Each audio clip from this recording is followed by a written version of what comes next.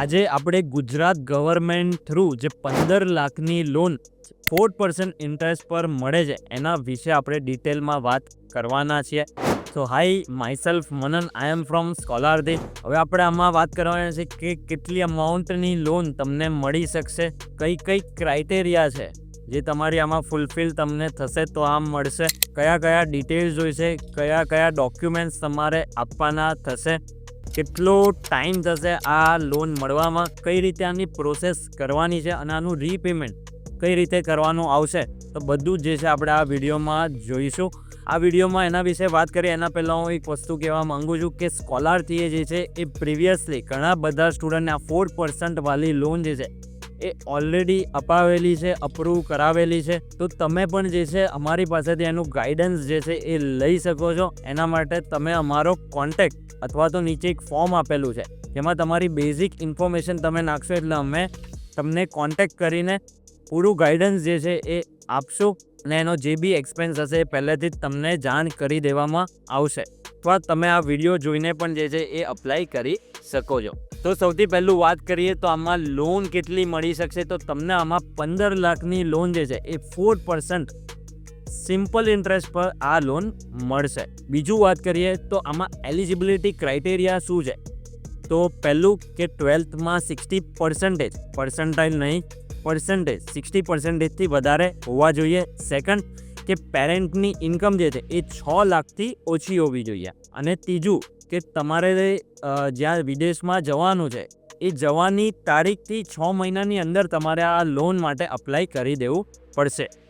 તો આ 3 simple criteria જે છે અગર તમારે આ ફૂલફિલ થતી હોય તો તમને આ લોન જે છે એ મળી શકે છે. હવે ત્રીજું વાત કરીએ કે કયા કયા કોર્સ માટે આ લોન મળતી હોય છે, તો ડિપ્લોમા કોર્સ માટે હોય છે, પછી યુજી એટલે કે અંડર ગ્રેજ્યુએટ જે બેચલર કોર્સ હોય છે એના માટે આ લોન મળતી હોય છે, પછી કે પીજી એટલે કે જે બી માસ્ટર કોર્સ હોય છે એના માટે આ લોન હોય છે, પીજી ડિપ્લોમા થઈ ગયું તો એના માટે પણ આ લોન મળે છે, પીએચડી થઈ ગયું તો એના માટે પણ આ લોન મળે છે. એટલે કે બધા જ જે બી હાયર એજ્યુકેશનના કોર્સ છે 12th પછીના એ બધા માટે જ તમને આ લોન મળી શકે છે. તો પ્રોસેસ કઈ રીતે કરવાની આવશે, તો 3 સ્ટેપની આની પ્રોસેસ આવશે.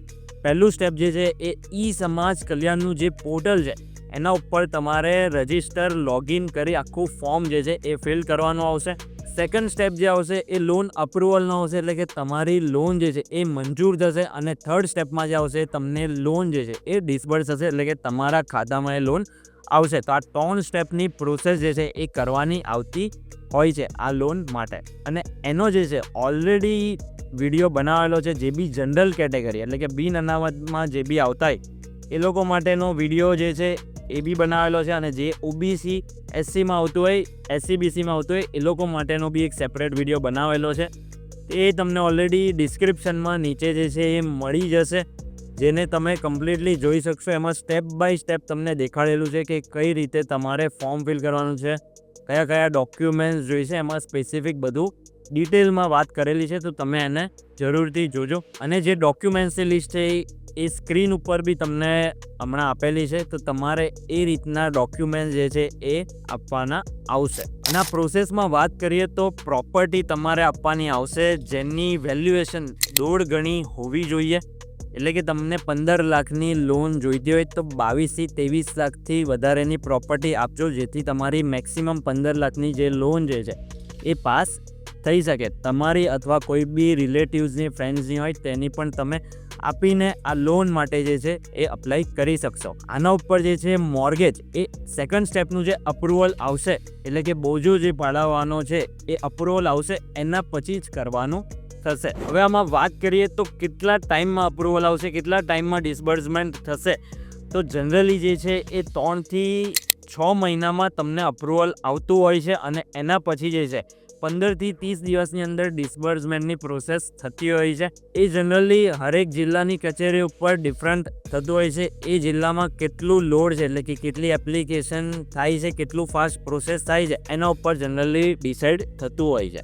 તો મેક્સિમમ જે છે 6થી 7 મહિનાનો ટાઈમ લાગી શકે છે. એનાથી ઓછો વધતો જે છે એ તમારી ગવર્મેન્ટ ઓફિસ જે છે એના પર ડિપેન્ડ કરે છે. હવે છેલ્લું વાત કરીએ છઠ્ઠું, તો આમાં લોનનું રીપેમેન્ટ કઈ રીતે કરવાનું આવશે, તો કોર્સ પીરિયડ પ્લસ 1 વર્ષ પછી લોનનું જે રીપેમેન્ટ છે એ સ્ટાર્ટ થશે. ઓનલાઈન પણ આવશે અને ઓફલાઈન પણ તમે જે છે એ કરી શકો છો. એને ઇન્સ્ટોલમેન્ટમાં જે છે એ તમારે પેમેન્ટ કરવાનું એનું આવશે.